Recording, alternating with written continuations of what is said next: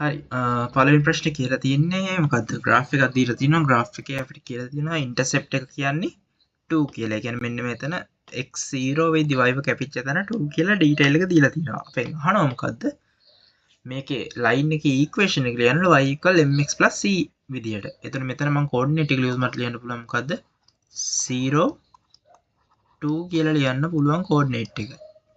හරි. එතන මෙතන coordinate එක ලියුවොත් මට ලියන්න පුළුවන් 3 5 කියලා. හරි. එතකොට gradient එක හොයන්නේ කොහොමද? gradient එක අපි හොයන්නේ y1 minus y2 over x1 minus x2.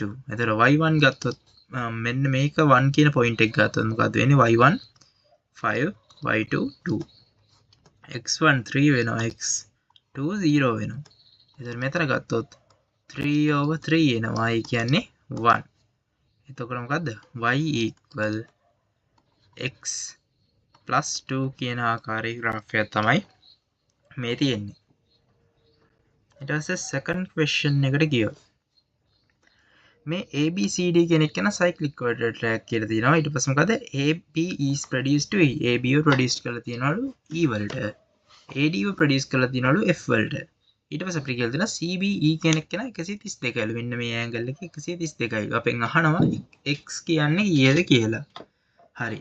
x කියන එක කෙනා හොයාගන්න පුළුවන් මුලින්ම මේක cyclic quadratic එකකින්ද මොකක්ද වෙන්නේ interior opposite angle එක 132ක් වෙනවා මෙයා 132යි ඒ කියන්නේ හරි එයා 132යි නම් මෙතන straight line එකේ angle එක 180 එතකොට මොකද 132 plus x equal වෙනවා 180 වලට එහෙනම් x equal වෙනවා කීයටද 180 degrees minus 132 degrees එතකොට මෙතනින් එනවා 140ක් අඩු කරත් අපිට 40ක් එනවා 40යි 48 final answer කියනවා 48 degrees කියලා.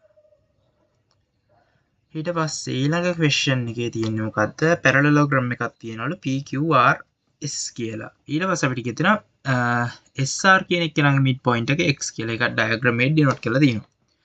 The produced line PX and QR. මේ PX කියන එක කෙනාගේ QR කියන එක කෙනාගේ produced line එක y වලදී meet වෙනවලු. Write the case of congruency of triangles PXY. PXY PSX හරි PSX කියන්නේ මෙන්න මේ angle එක. ඊට පස්සේ XYR කියන්නේ මේ angle එක. මේ triangle එක. එතකොට එහෙම ගත්තොත් මොකද වෙන්නේ? මේක parallelogram එකක්. ඉතින් මේ side එකට මේ side එක parallel. එතකොට එහෙම ගත්තොත් මේ angle එක equal වෙනවා මේ angle එකට. ඊට පස්සේ මේ angle එක equal වෙනවා මේ angle එකට vertically opposite angles. එතකොට මෙතන side එකක් තියෙනවා. එතකොට මොකද්ද case එක? AAS වලින් congruent වෙනවා මෙන්න මේ triangles දෙක. ඊට පස්සේ fourth question එකට ගියොත්.